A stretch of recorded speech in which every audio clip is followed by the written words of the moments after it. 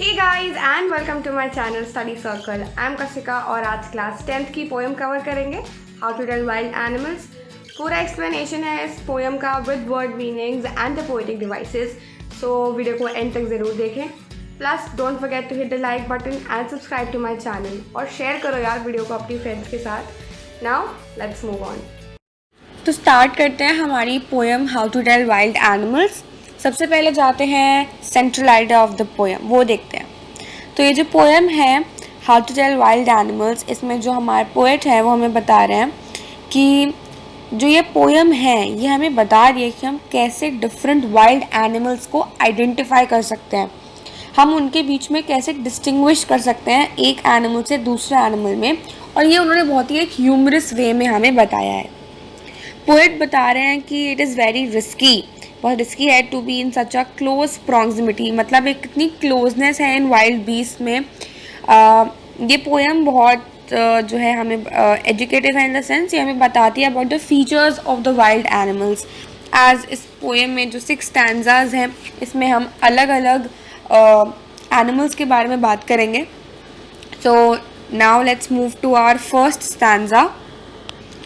So first stanza, it says, if ever you should go by chance to the jungles in the east, and if there you advance a large and tawny beast. If he roars at you as you are dying, then you'll know that it is the Asian lion.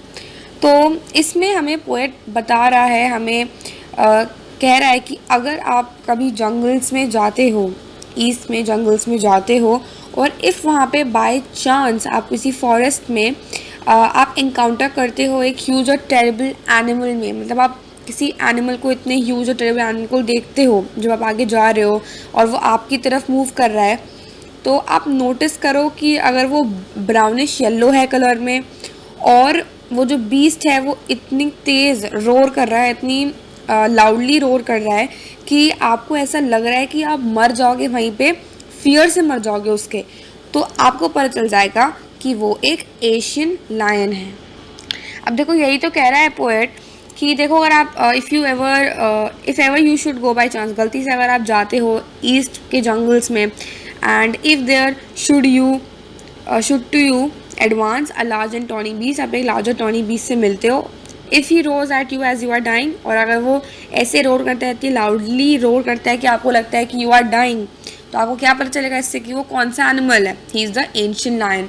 तो ancient lion के features हमें क्या पता चले कि ancient lion huge होता है, large होता है, टॉनी होता है, and tawny here means brown yellowish in colour. Okay, और वो इतनी तेज़ रोर करता है कि आपको लगेगा like you are dying. So that means कौन सा एनिमल है, ancient lion.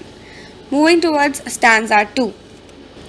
Or if sometime when roaming round a noble wild beast greets you with black stripes on a yellow ground, just notice if he eats you. The simple rule may help you learn the Bengal tiger to discern. तो यहाँ पे poet कह रहे हैं कि अगर आपको ऐसा लग रहा है कि आपको एक वाइल्ड बीस्ट ग्रीट कर रहा है और ये जो एनिमल है बहुत ही इम्प्रेसिव है, साइज़ में बहुत बड़ा है, मैजेस्टिक बॉडी है, और उसकी जो बॉडी है जो कि येलो कलर की बॉडी है, यहाँ पे वो कह रहे हैं ना stripes on a yellow ground, यानी येलो कलर की बॉडी पे अगर ब्लैक कलर के स्ट्राइप्स आपको दिख रहे हैं, प्लस द पोएट आपको क्या बोलते हैं, the poet cautious that if the reader notice this beast, कि वो उसे खा लेता है, इफ़ ही ईट्स देम, तो ये एक सिंपल रूल है जिससे आप समझ सकते हो क्या कि ये कौन सा एनिमल है, ये एक बंगाल टाइगर है. इससे पहले हमने एंशिएंट लायन के फीचर्स पढ़े थे, यहाँ पे हम क्या पढ़ रहे हैं, बंगाल टाइगर के बारे में. Fine. Now moving towards our stanza 3. If strolling forth a beast you view whose hide with spots is peppered, as soon as he has leapt on you you'll know it is the leopard. 'Twill do not good to roar with pain, he'll only leap and leap again. अच्छा, इस poem में कुछ words को ऐसे use करा गया है जिससे कि जो पूरी पोएम का जो साउंड है वो चेंज ना हो. फॉर एग्ज़ाम्पल अगर आपने नोटिस करा हो, ये थर्ड स्टैंजा जो हम पढ़ रहे हैं इसमें देखो जो आपकी थर्ड लाइन है उसमें as soon as he has left on you, spelling क्या होती है, LEAPT यूज़ होना चाहिए था यहाँ पे instead of LEPT, but because of the poet ने ये क्यों यूज़ करा है, जिससे कि जो हमारा एक वो होते हैं ना, एक राइमिंग चलती है पोएम में, वो ख़राब ना हो इस वजह से। और लास्ट टाइम देखोगे he'll only leap and leap again, leap मैं लीप पढ़ रही हूँ LEP लिखा है, लेकिन यहाँ पे instead of LEP what it should be LEAP, right. Fine. तो इस स्टैंजा में पोएट हमें आइडेंटिफाई करने में हेल्प कर रहा है कौन से एनिमल को, लेपर्ड को। वो कह रहा है अगर आप फॉरेस्ट में वॉक कर रहे हो और अगर आप इनकाउंटर करते हो एक बीस्ट को, beast with spots on his skin, यहाँ पे लिखा है ना सेकेंड लाइन में, who hide with spots is peppered, जो स्पॉट्स हो, और स्पॉट्स कैसे हों, पूरे उस पर पूरे स्किन पे हो, पेपर्ड हो। When this wild beast will jump eight you, जब भी आपके ऊपर कूदेगा तो आपको क्या समझ आएगा, इससे आपको समझ में आएगा कि ये है एक लेपर्ड, और ये आपके ऊपर जंप करता रहेगा and will tear you apart, this animal will tear you apart. Moreover it will be of no use, कोई मतलब नहीं रहेगा आप का कि अगर आप शाउट करो या क्राई करो, आप बचाने के लिए हेल्प करो, येल करो, कुछ भी करो, कोई फ़र्क नहीं पड़ेगा, बिकॉज ये जो एनिमल है ये continuously he would be pouncing on you, और आपको केयरफुल रहना है and don't allow it to leap again. तो ये चीज़ है इस पोएम में, और कुछ नहीं है। देखिए आगे बढ़ते हैं हमारे स्टैंजा 4 की तरफ। It's a very easy poem, as such nothing to worry about. Fine, अब हम स्टैंजा 4 पे आ गए हैं। So stanza 4 is, if when you are walking round your yard you met a creature there who hugs you very hard, very hard, be sure it is a bear. If you have any doubts, I guess he'll give you just one more care. Poet इस stanza में कह रहा है कि अगर आप अपने garden में, अपने यार्ड में घूम रहे हो और अगर आपको एक क्रीचर मिलता है वहाँ पे, और वो क्रीचर आपको इतना टाइटली हग करता है कि आप बिलीव कर लोगे वो कौन सा एनिमल है। यहाँ पे हमें पता चलेगा इस स्टैंजा में कि ये एनिमल है बियर। अब वैसे तो एक बियर का जो ओरिजिनल जो एक बियर हग करता है वो इतना टाइट होता है कि कोई भी मर जाता है, he will die, right. Then अगर आप देख रहे हो एक फ्रेंडली हग को भी हम एक बियर हग कहते हैं, बट अगर रियल बियर आपको हग करता है तो ये इतना फ्रेंडली नहीं होगा। फाइन। तो एक बियर हग करता है एक मैन को या किसी एनिमल को if in case to kill him, right. तो पोएट फर्दर यहाँ पे कह रहा है कि if in case any doubt, आपको कोई डाउट है यहाँ पे, आप फाइंड करोगे कि बियर जो है वो आपको he will embrace you once again till death, आपको फिर और चांसेस नहीं मिलेंगे, राइट। आप फिर like you will die, this is what is saying. So थोड़ा सा सरकाज़म है पोएम में। It's a very funny and enjoyable poem. ठीक है, तो अब हम मूव करते हैं स्टैंजा 5 में। Though to distinguish beasts of prey a novice might not plus, the crocodile you always may tell from the hyena thus. Hyenas come with merry smiles, but if they weep, they are crocodiles.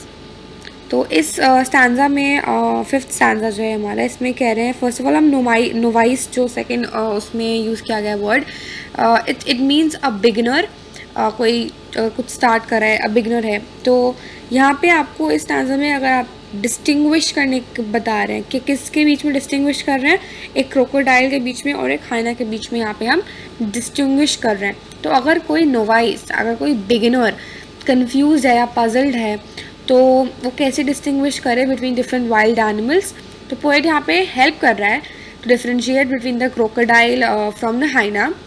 वो कह रहा है कि एक हाइना जो है वो he always loves as it swallows its victim. तो देखो एक हाइना कब लाव करता है, यहाँ पे लिखा है tell from the hyenas come with very smiles but if the weep they are crocodiles.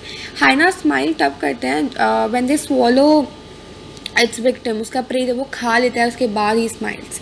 तो लाफिंग हाइनाज वॉइस जो है वो किससे रिजेंबल करती है, ह्यूमन की लाफिंग साउंड से। और अगर हम दूसरे उस पर देखें, on the other hand if we see a crocodile then it is said that a crocodile shed tears while eating its pray.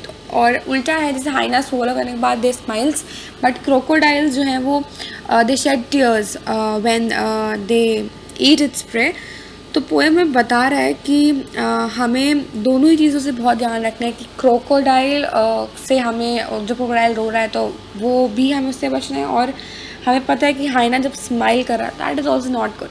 आपने हिंदी में एक कहावत सुनी होगी, मगरमच्छ के आंसू, राइट। तो मगरमच्छ के आंसू मीन्स हम कब कहते हैं, जब हमें लगता है कि यहाँ कि कोई नकली में रो रहा है, राइट। तो ये इसीलिए ऐसा कहा जाता है क्योंकि क्रोकोडाइल क्या, जब उसे प्रे मिल जाता है उसके लिए तो अच्छी बात है ना, उसे तो खुश होना चाहिए, बट उस टाइम वो क्या कर रहा होता है, he is weeping. Fine, moving towards our last stanza of the poem. The true chameleon is small, a lizard sort of thing. He hasn't any ears at all, and not a single wing. If there is nothing on the tree, that's the chameleon you see.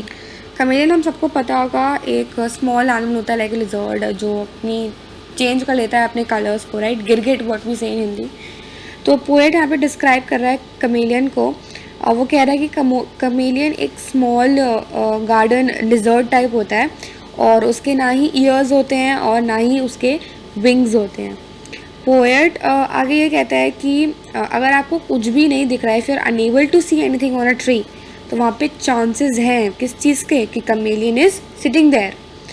और chameleon किस चीज़ में expert होता है, he is expert at camouflage, और it changes its colours as per the surroundings as I told you, and therefore what is difficult, it is difficult to see a chameleon. तो जो capacity है camouflage की, वो help करती है lizard को from saving it from the hunters, तो जिससे वो हंटर से बच पाए, इसलिए its changes colours according to the surroundings. तो यहाँ पे हमारी एक्सप्लेनेशन पोर्शन जो है पोएम का फिनिश होता है। होपफुली आपको पसंद आया होगा। Now let's move towards the poetic devices of the poem. First is the poetic license. इसमें मैंने आपको बताया था थर्ड स्टैंजा में जब हम बात कर रहे थे कि इसमें कुछ वर्ड्स जो हैं उनकी स्पेलिंग्स चेंज करके यूज़ करी गई है। ऐसा क्यों करा गया है? तो देखो, इसमें मैंने आपको बताया था कि लेफ्ट LEAPT होना चाहिए, जबकि यहाँ पे LEPT यूज़ करा गया है। और सेकेंड जो है टर्म जो यूज़ करी गई दैट इज़ LEP, और तो LEP की जगह क्या यूज़ होना चाहिए था, LEAP। तो इसमें टर्म तो LEP है, बट हम उसे स्पेल्ड कैसे करते हैं, we spell it as LEAP। और फिर जो थर्ड बार इसका यूज़ किया गया है that is with it instead of T. तो आप देखोगे पे तो हम इट पढ़ रहे हैं बिकॉज वी नो, वरना आप देखोगे तो सिर्फ टी से शुरू हो रहा है वो, ठीक है, टी एंड देन राइट। तो ये है। Now next is alliteration. Alliteration मैंने आपको बताया था अपनी लास्ट वीडियो में भी, आपने अगर मिस करी है तो चेकआउट कीजिए, मैं लिंक डिस्क्रिप्शन में डाल दूँगी उसका। तो एलिटरेशन रेपिटेशन होता है, हमें पता है, इनिशियल कॉन्सोनेंट्स का, जो फर्स्ट कॉन्सोनेंट होता है किसी भी वर्ड का। तो यहाँ पे स्टैंजा 2 की जो फर्स्ट लाइन है, और if some time when roaming round, तो आर यहाँ पे एलिटरेशन में है। देन स्टैंजा 3 में यूज़ करा गया है ये लास्ट लाइन में, he will only leap and leap again. तो LEP and LEP again alliteration, and plus ये देखो यहाँ पे एंड और अगेन, इसमें भी एलिटरेशन यूज़ करा था, एक ही लाइन में 2 बार एलिटरेशन यूज है। फिर आ रहे हैं हम स्टैंजा 4 में। स्टैंजा 4 में आप देखो line who hugs you very very hard, third line जो है, तो उसमें पहले तो हग्स और हार्ड, क्या हग्स और हार्ड, तो हग्स और हार्ड हो गया HH, and then very very, कौन सा है, वेरी वेरी, तो वेरी वेरी में भी एल्टरेशन यूज्ड है। नेक्स्ट आ रहा है एल्टरेशन यूज़ किया गया है स्टैंजा 5 में। स्टैंजा 5 में सेकेंड लाइन है नोवाइस माइट नॉन प्लस, इसमें नोवाइस और nonplus NN are repeated. तो यही कुछ एरियाज हैं जहाँ पर एलिटरेशन यूज़ हुआ है। एंड ठीक है, तो अब हम आ रहे हैं वर्ड मीनिंग्स पे। स्टैंजा 1 के वर्ड मीनिंग देख लेते हैं। एडवांस, तो ये हमें पता है कि यहाँ पे जो एडवांस यूज़ करा गया है, it is key to move forward, right. Tawny का मतलब मैंने आपको बताया था, ब्राउनिश येलो इन कलर, और बीस्ट यहाँ पे एक dangerous animal, we know who is a beast, we know beast is a dangerous animal. फिर सेकेंड स्टैंजा में यूज़ करा गया है वर्ड नोबल. नोबल का मतलब है very very impressive in size. And ground का मतलब इज़ बैकग्राउंड. यहाँ पे जो वर्ड यूज़ करा है ground is background. And discern का मतलब इज़ टू मेक आउट और एन आइडेंटिटी. ठीक है. देन स्टैंजा 3 के मैं अगर वर्ड मीनिंग्स देखूँ तो strolling. Strolling means to walk somewhere in a slow and relaxed way. Slowly relax way move करना है स्ट्रॉलिंग. फोर्थ का मतलब है फॉरवर्ड और you can say away from a place. Then peppered here means covered with spots. Peppered means covered with spots. और हम यहाँ पे देखो लेफ्ट का मैंने आपको बताया था कि लीप जो है वो यूज़ है. तो it means to jump high और in a long way. Stanza 4 में ऐसा कोई वर्ड है नहीं कि आपको मीनिंग ना पता हो.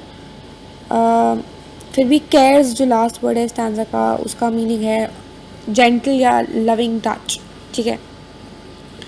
देन स्टैंजा 6 में बस ये याद रखना है कि जो लास्ट लाइन में TIS यूज़ करा गया है स्टैंजा 6 में दैट इज़ नॉट दिस. इसका मतलब है दिस. क्या है? This. That is this. Fine. So here our poem ends. So this was all for today's video. Thank you so much for watching. Hope आप poem समझ पाए होंगे. Don't forget to hit the like button, subscribe to my channel और video को share करो. And we'll meet you in the next video very soon. Till then, take care, stay safe and bye.